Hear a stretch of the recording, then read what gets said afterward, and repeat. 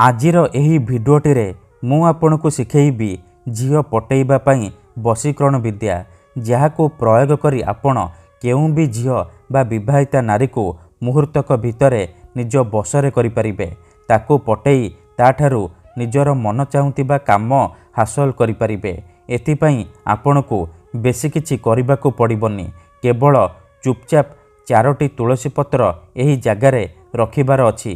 तापर देखिबे चमत्कार किपरि से झियो आपणकर बसरे हो जिवो आपणक आड़कू आकर्षित हेबाकू लागिबो।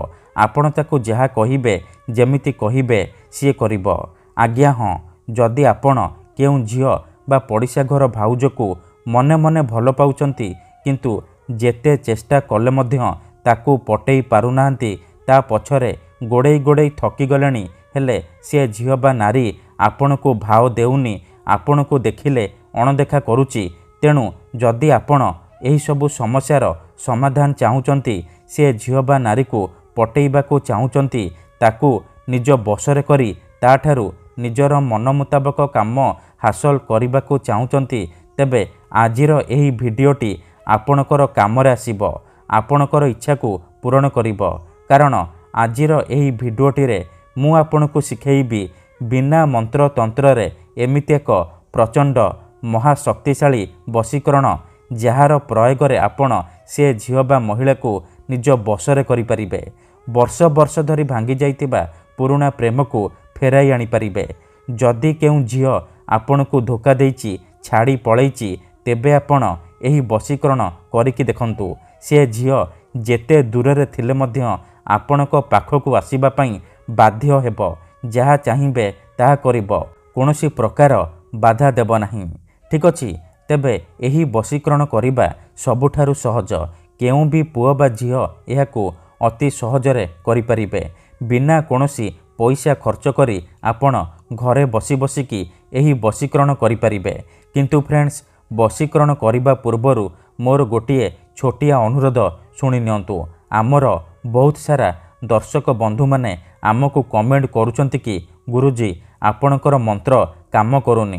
तेणु मोर सेई बंधु मानकू अनुरोध कि आपण वीडियो को पूरा देखंतु शेष पर्यंत देखंतु।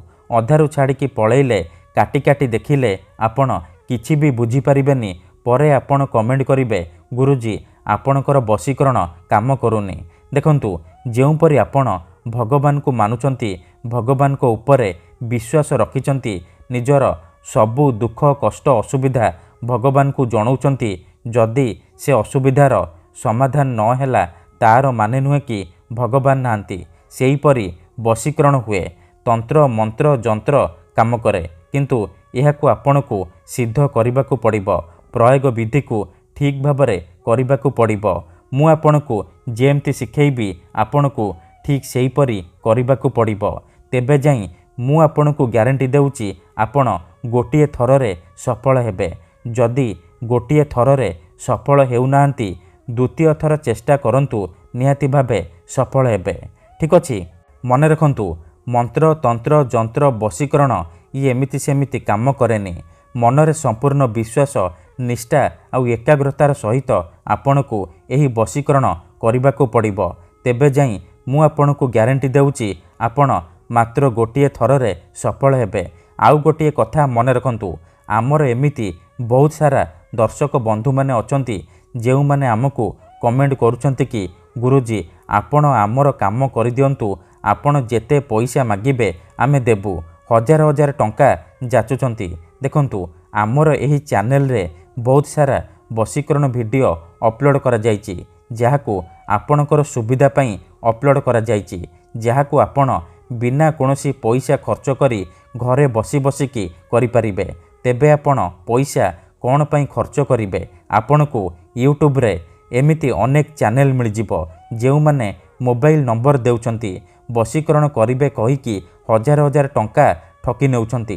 तेणु मोर आपण मानकू अनुरोध कि आपण वीडियोटी को पूरा देखंतु निजे चेष्टा करंतु किंतु एही सब ठकामीरु दूरे रुहंतु। ठीक अछि तेबे फ्रेंड्स वशीकरण कौन पई करा जाय जदि आपण केउ झियो बा विवाहिता नारी किंबा कोनोसी पुरुष को निज ठारू अधिक भल पाउचंती ता बिना ବଞ୍ଚିପାରିବେନି ଭାବୁଛନ୍ତି ସେତେବେଳେ ଆପଣ ବଶୀକରଣ କରିପାରିବେ। କିମ୍ବା ଯଦି କେଉଁ ଲୋକ ବିନା କାରଣରେ ଆପଣଙ୍କୁ ହଇରାଣ କରୁଛି, ଆପଣଙ୍କର ଘର ପରିବାର ଉପରେ ଖରାପ ନଜର ପକାଉଛି, ତେବେ ଏହିସବୁ ସମସ୍ୟାର ସମାଧାନ କରିବା ନିହାତି ଦରକାର।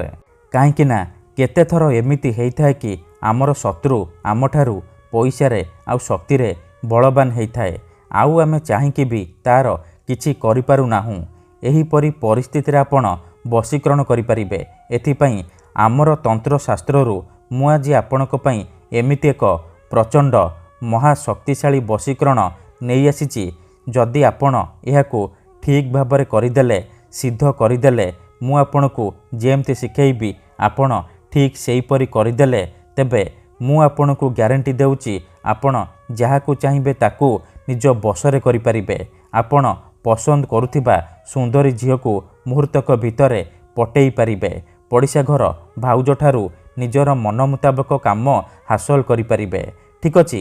ତେଣୁ ମୋର ଆପଣମାନଙ୍କୁ ଅନୁରୋଧ କି ମନରେ କୌଣସି ଖରାପ ଉଦ୍ଦେଶ୍ୟ କିମ୍ବା କୌଣସି ଖରାପ କାମ ପାଇଁ ଆପଣ ଏହାକୁ ପ୍ରୟୋଗ କରିବେନି। ଯଦି ଆପଣ ସତରେ ସେ ଝିଅକୁ ଭଲ ପାଉଛନ୍ତି, ତେବେ ଆପଣ ଏହି ବଶୀକରଣ ପ୍ରୟୋଗ କରିବେ। କାହିଁକି ନା ମାତ୍ର ଥରେ ବଶୀକରଣ ହେବା ପରେ ସେ ଝିଅ ବା ନାରୀ ସାରା ଜୀବନ ପାଇଁ ଆପଣଙ୍କର ବଶରେ ହେଇଯିବ, ଆପଣଙ୍କର ଗୁଲାମୀ କରିବ, ଯାହା ଚାହିଁବେ ତାହା କରିବ। ଠିକ୍ ଅଛି। ତେଣୁ ଯଦି ଆପଣ ଏହି ବଶୀକରଣ କରିବାକୁ ଚାହୁଁଛନ୍ତି, ସେ ଝିଅ ବା ନାରୀକୁ ପଟେଇବାକୁ ଚାହୁଁଛନ୍ତି, ତାକୁ ନିଜ ବଶରେ କରି ତାଠାରୁ ନିଜର ମନ ମୁତାବକ କାମ ହାସଲ କରିବାକୁ ଚାହୁଁଛନ୍ତି, ତେଣୁ ମୋର ଆପଣମାନଙ୍କୁ ଅନୁରୋଧ କି ଆପଣ ଭିଡ଼ିଓଟିକୁ ପୁରା ଶେଷ ପର୍ଯ୍ୟନ୍ତ ଦେଖିବେ। ତେବେ ଯାଇକି ଆପଣ ସମ୍ପୂର୍ଣ୍ଣ ପ୍ରୟୋଗ ବିଧି ଜାଣିପାରିବେ। ମନେ ରଖନ୍ତୁ, ପ୍ରଥମେ ଆପଣ କ'ଣ କରିବେ, ଧ୍ୟାନ ସହିତ ଶୁଣନ୍ତୁ।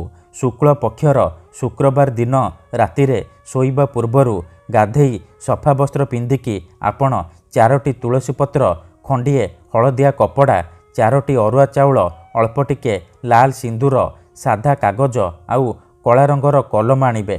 ଏହିସବୁ ସାମଗ୍ରୀକୁ ନେଇକି ଆପଣ ଆସନ ପକେଇକି ଦକ୍ଷିଣ ଦିଗକୁ ମୁହଁ କରିକି ବସି ପଡ଼ିବେ।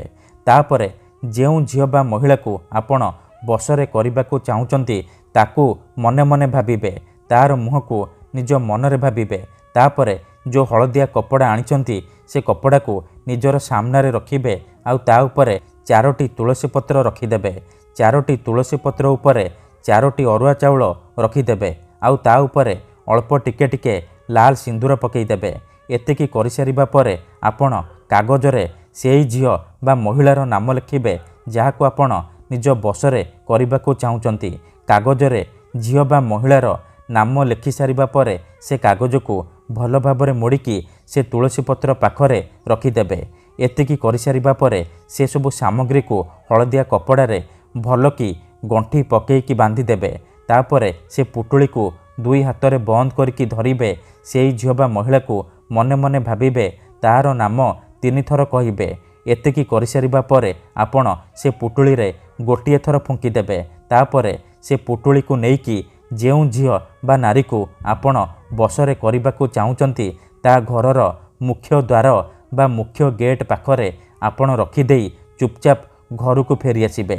ଗ୍ୟାରେଣ୍ଟି ଦେଉଛି, ଏତିକି କରିକି ଦେଖନ୍ତୁ, ସେ ଝିଅ ହେଉ ବା ବିବାହିତା ନାରୀ ଆପଣଙ୍କର ବଶରେ ହେଇଯିବ, ଯାହା ଚାହିଁବେ ତାହା କରିବ। ଧନ୍ୟବାଦ।